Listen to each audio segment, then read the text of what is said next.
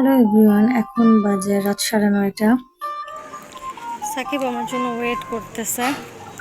তো এখন যাব আমরা রেস্টুরেন্টে গ্রিল কিনতে, পরে ওইখান থেকে পরোটা কিনতে যাব। একটা জায়গায় পরোটা আমাদের অনেক পছন্দ, তো দেখি যাই। গেলাম আমরা, মানে আমি আর সাকিব। আজকে রান্না করে ফেলেছিলাম আমি আগেই, তারপর হঠাৎ করে আমরা বসে টিভি দেখতে দেখতে প্ল্যান হলো যে আজকে সাকিবের খুব গ্রিল খাইতে ইচ্ছা করতেছে। কালকে রাতে হঠাৎ করে আমিও ফোন যখন ভিডিও দেখতেছিলাম এইসব হাবিজাবি খাবার দাবার দেখে আমারও খুব ইচ্ছা করতেছিল কালকে রাতেই খেতে। তো যাই হোক, আগে জানলে হয়তো বা রান্নাটা করতাম না। এই গরমের মাঝখানে কষ্ট করে যে কথা সে কাজ, আমি আর সাকিব ধানসিঁড়িতে চলে আসছি, কারণ ধানসিঁড়ির গ্রিলটা আমার কাছে ভীষণ ভালো লাগে। তো আমি আর সাকিব ওয়েট করছিলাম, দেখতেছিলাম যে সাথে আর কিছু নেওয়া যায় কিনা, কিন্তু প্রত্যেকটা জিনিসের অনেক বেশি প্রাইস বেড়ে গেছে। আমি আর সাকিব ওয়েট করতেছিলাম, প্রচন্ড গরম ছিল। আর মাঝখানে আমরা একটু ফুটেস্ট নিয়ে নিলাম, কথা বলছিলাম।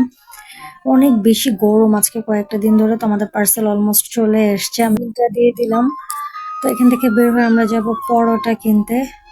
আমি আর সাকিব বের হয়ে গেলাম। একদমই মানে ভালো লাগতেছিল না, বাইরে গরম খুব ছিল। তো সাকিব ব্যাগটা নিয়ে আসলো, আমরা এখন যাচ্ছি পরোটা কিনতে। এখানে পরোটাটা বরাবরই আমার অনেক বেশি পছন্দ। নানু অনেক ভালো পরোটা বানায়, এটা হলো ওর আব্বু আর কি, যাকে আমি নানু বললাম। তো ওদের ছোট একটা দোকান থানার ঘাটে, কিন্তু এত বেশি মজা। একদম পরোটাগুলো এত তেল দিয়ে এত সুন্দর করে ওরা বানায়, প্লাস পরোটার যে আটার খামিটা তৈরি করে ওইটা পুরা তেলের উপরে এতটা তেল দিয়ে ভাজে, পরোটার কালারটা দেখলে জিভে জল চলে আসে, এরকম একটা অবস্থা। তো এখান থেকে অনেকগুলো পরোটা নিলাম, অনেকগুলো বলতে 15টা পরোটা নিয়ে নিয়েছিলাম আমি, যে হয়তো সবাই একসাথে খাবো, খাওয়া দাওয়া হবে, যেহেতু আমরা সবাই একটু ফুডি। সাজিন একটু কম খায়, আমিও মোটামুটি খেতে পছন্দ করি। তো আমি বিল দিয়ে দিচ্ছিলাম, আর সাথে ওদের মিষ্টি ছিল, আমি একটু মিষ্টি নিয়ে নিয়েছিলাম।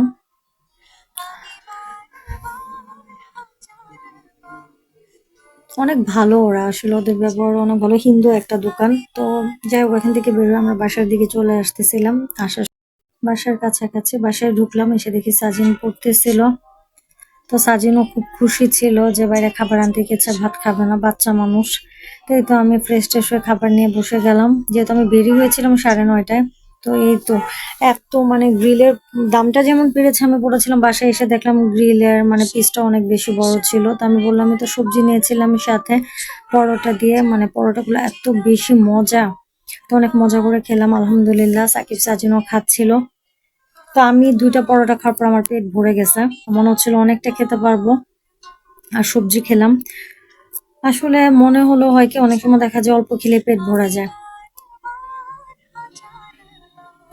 আর আমার এতগুলা রুটি বেঁচে গেছে বলতে আমি 15টা রুটি আনছিলাম। ঠিক আছে, আমরা মানুষ হলাম মাত্র 3 জন। তো এই হলো আমাদের অবস্থা। আর গ্রিল নিয়ে আসছিলাম 3টা, সাজিন আর আমি মিলে একটা শেষ করতে পারি না, এত বড় ছিল। আর সাকিব একটা রয়ে গেছে আমাদের। আরও এরকম খাবার দাবার খাই আমরা আর কি, কিন্তু খাবারটা অনেক মজা ছিল। এটা ফ্রিজে থাক, পরে খাবে ইচ্ছা হলে।